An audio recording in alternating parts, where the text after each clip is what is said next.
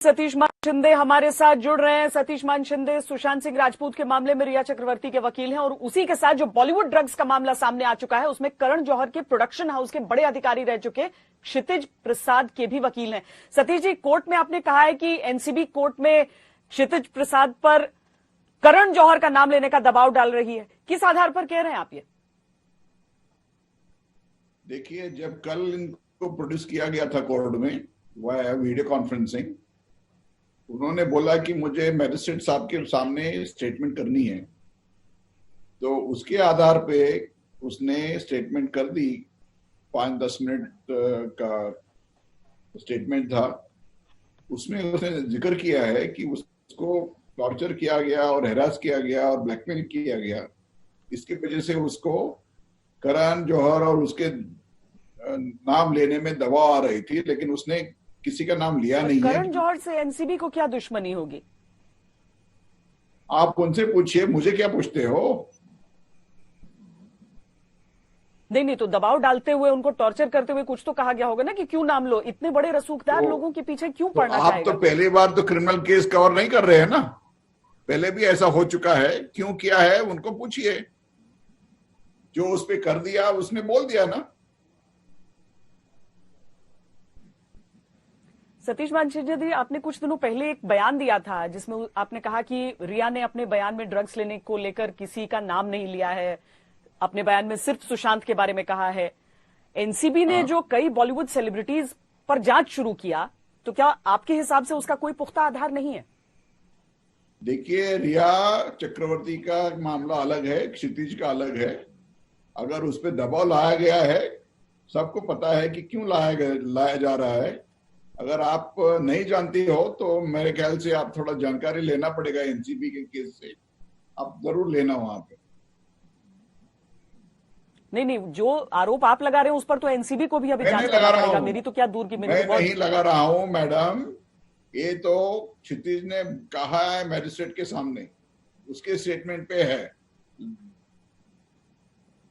अपवाद मेरा नहीं। आपको लग रहा है कि ये ड्रग्स मामले की जो जांच हो रही है वो राजनीतिक जांच है, राजनीति की वजह से हो रही है ये सारी? राजनीतिक है या नहीं मुझे नहीं पता, लेकिन सही दिशा पे नहीं चल रहा है। स्मॉल क्वांटिटीज के बारे में 20 जनों को अरेस्ट करना आज तक मैंने देखा नहीं है। अगर आपने देखा नहीं होगा तो आपने क्राइम रिपोर्ट बराबर कवर किया नहीं होगा। नहीं, मैं ऐसे भी क्राइम रिपोर्टर नहीं हूं, लेकिन मैं इतना तो ये समझती हूं कि आज तक जितने लोगों को पकड़ा गया है और बॉलीवुड में ड्रग्स का जो ओपन सीक्रेट है, जिस ओपन सीक्रेट की सब बात करते हैं, तो आज की तारीख, अभी तक तो इससे पहले सतीश मान सिंह शिंदे जी, देश ने यही देखा है कि छोटे छोटे पेडलर्स को पकड़ लिया जाता है, बड़े लोगों पर तो कभी हाथ ही नहीं डाला गया था। बिग फिश को आज तक किसी ने पकड़ा नहीं है। अगर एनसीबी का जो एस्टेब्लिशमेंट किया गया है, उसका जो कानून था और उसका जो स्पेशलिटी था, ये तो इंटरनेशनल ट्रैफिकिंग और बॉर्डर टू बॉर्डर जो स्मगलिंग होते हैं उनको पकड़ने के लिए इनको बनाया गया है। लेकिन एनसीबी में पहली बार देख रहा हूं कि छोटे छोटे ड्रग पेडलर्स को जो 10 या 20 ग्राम बेचते हैं उनको पकड़े जा रहे हैं। छोटी चोरी नहीं है, सीधा बोले पहले जाओ उसको पकड़ कर आओ जिसने डकैती डाली है, तब चोर पर हाथ डालना, इस तरह की चीजें कैसे हो? क्या बात कर रहे हैं आप सतीश जी? मैडम, अगर आपको पता नहीं है कि ड्रग एनसीबी का एस्टेब्लिशमेंट कैसे किया गया है तो आप प्रियम्बल प्लीज पढ़ लेना। इनका जो है इंटरनेशनल ट्रैफिकिंग के लिए बनाया गया है, इंटरनेशनल स्मगलिंग होता है उसके लिए बनाया गया है, जो बड़े ड्रग कार्टेल होते हैं उनको पकड़ने के लिए इनको बनाया गया है।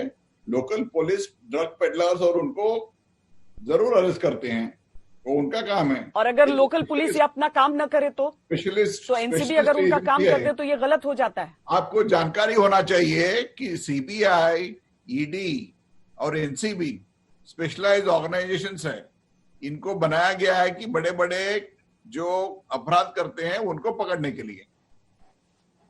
सर, मैं ड्रग्स मामले पर एक्सपर्ट नहीं हूं और होना भी नहीं चाहती हूं, लेकिन मैं आपसे समझना चाहती हूं इस बात को कि दीपिका हो, जया साहा हो, ये सब कुछ हो, नहीं नहीं नहीं नहीं नहीं नहीं नहीं, मैं ड्रग्स पर जानकारी नहीं लेना चाहती हूं। मैं चाहती हूं देश से खत्म हो ये। मैं चाहती हूं ये एक रोग है जो देश से खत्म होना चाहिए। मैं जानकारी नहीं हासिल करना चाहती हूं। तो आप जानकारी से मैं करना आपसे है पूछ तो रही ड्रग हूँ, कार्टेल दीपिका जो है हो, उनको जया साहा पकड़ना हो, जरूरी है। सबके व्हाट्सएप चैट है जिसमें ड्रग्स पर बातचीत होती दिख रही है। क्या इससे ये मानने का आधार नहीं कि एनसीबी जिन पर जांच कर रही है वो है कटघरे में? जो भी चैट्स है उनके आधार पर उनको करना होता। तो बॉलीवुड के इतने सितारे आके चले गए हैं, उनको उनके खिलाफ उन्होंने कुछ किया नहीं है। जो जांच चल रही है उससे भला नहीं होगा? जो लोग ड्रग्स लेते हो वो न ले, गायब हो जाए बॉलीवुड से ड्रग्स, ये अच्छा नहीं होगा? देखिए, जब 1989 और 2001 में इनका जो अमेंडमेंट किया गया एनडीपीएस एक्ट का, अगर वो ड्रग एडिक्ट है या कंज्यूमर है, उनको सजा कम देने की अमेंडमेंट की गई है। और जो लोग बार बार अपना ड्रग कार्टेल के साथ बेचना या खरीदना या कल्टीवेट करना या स्मगल करना उनको पकड़ा जाता है, उनके लिए सीवियर पनिशमेंट है। क्या क्षितिज प्रसाद कंज्यूमर है या फिर आप कह रहे हैं पूरी तरह निर्दोष? या उनके पास तो कुछ मिला नहीं है, वो कंज्यूम करता नहीं है, इसी को फंसाया जा रहा है। चूंकि सुशांत सिंह मामले में भी थोड़ा डेवलपमेंट था, जो अब उनके परिवार वालों को भी बुलाया जाएगा पूछताछ के लिए, इसीलिए उस पर भी एक रिएक्शन मैं आपसे चाहूंगी अगर आप दे सकें तो।